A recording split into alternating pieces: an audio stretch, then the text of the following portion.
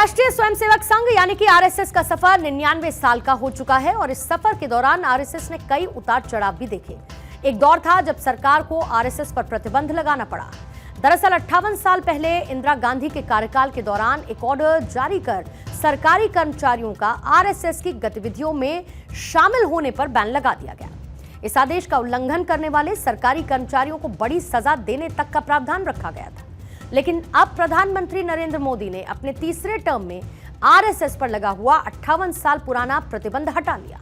अब सरकारी कर्मचारी भी संघ की गतिविधियों में हिस्सा ले सकेंगे। सरकार की ओर से 9 जुलाई 2024 को इससे जुड़ा हुआ आदेश जारी किया गया, जिसकी जानकारी अब सामने आई है। बीजेपी आईटी सेल के हेड अमित मालवीय ने इस आदेश की कॉपी अपने सोशल मीडिया एक्स पर साझा की और यह कहा कि मोदी सरकार ने 58 साल पहले जारी किए गए एक असंवैधानिक निर्देश को वापस ले लिया है। गृह मंत्रालय की तरफ से इस संबंध में आदेश जारी किया गया है। राष्ट्रीय स्वयंसेवक संघ ने इसका स्वागत किया है। वहीं केंद्र सरकार के इस फैसले के बाद राजनीतिक गलियारों में भूचाल आ गया। कांग्रेस और विपक्षी पार्टियों ने इस फैसले का विरोध जताया। कांग्रेस ने केंद्र सरकार की ओर से जारी इस फैसले की तीखी आलोचना की, तो एआईएमआईएम प्रमुख असदुद्दीन ओवैसी ने इस कदम को भारत की अखंडता और विविधता एकता के खिलाफ बता दिया है। आरएसएस का जो मेंबर का ओथ होता है, पहले तो मराठी में था, बाद में उन्होंने उसको संस्कृत में किया, फिर थोड़ा अमेंडमेंट्स किए। वो ओथ आपको कहता है कि वो भारत की डाइवर्सिटी को, प्लुरलिज्म को नहीं मानते। वो तो हिंदू राष्ट्र के ऊपर कसम खाते हैं। तो जो हिंदू राष्ट्र के ऊपर कसम खाता वो तो इंडियन नेशनलिज्म के खिलाफ बात कर रहा है। और मेरा मानना यह है कि जितने कल्चरल ऑर्गेनाइजेशंस है उनको परमिट नहीं करना चाहिए।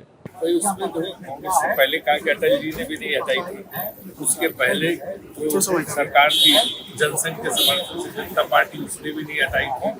तो उन्होंने क्यों नहीं हटाई? तो पिछले 10 साल में भाजपा की सरकार थी, उसने भी नहीं हटाई थी। अब क्या बात है? पहले इस सवाल का central civil services conduct rule 1964 में क्या था, आपको वो भी बता देते हैं। पहले सरकारी कर्मचारियों का आरएसएस की गतिविधियों और शाखाओं में जाने पर बैन था। सरकारी कर्मचारियों को कड़ी सजा देने तक का प्रावधान था। 30 नवंबर 1966 को इंदिरा गांधी सरकार ने सरकारी कर्मचारियों के आरएसएस और जमात इस्लामी की गतिविधियों में शामिल होने पर प्रतिबंध लगा दिया था। इस आदेश में कहा गया कि कोई भी सरकारी कर्मचारी किसी राजनीतिक दल या राजनीति इवेंट में हिस्सा लेने वाले किसी संगठन का सदस्य नहीं होगा, ना ही उससे किसी तरीके से जुड़ा रहेगा।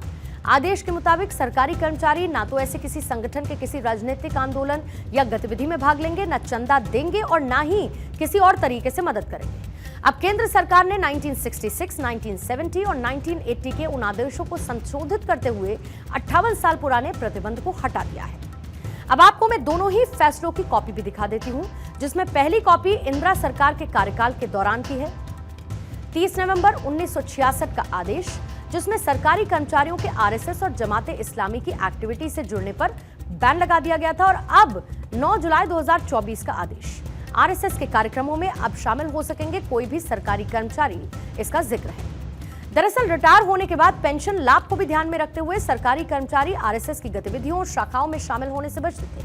लेकिन अब मोदी 3.0 के इस फैसले को अगर आप देखेंगे तो ये नौकरशाही के लिए एक बहुत बड़ी खबर है और बीजेपी ने भी इस फैसले का स्वागत किया है, आरएसएस ने भी इस फैसले का स्वागत किया है। लेकिन जो नहीं थम रहा है वो इस पर हो रही सियासत।